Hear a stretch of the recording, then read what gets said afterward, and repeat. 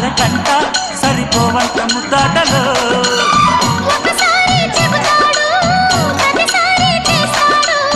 అంటూనే చీపాడు అందంతో రాపాడు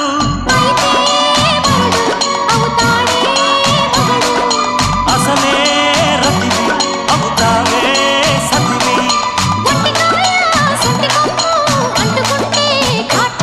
ఘుంఘుమాయించు కొంచెం లవ్లగాయించు లంచం మన్మధించింది మంత్రం మంచం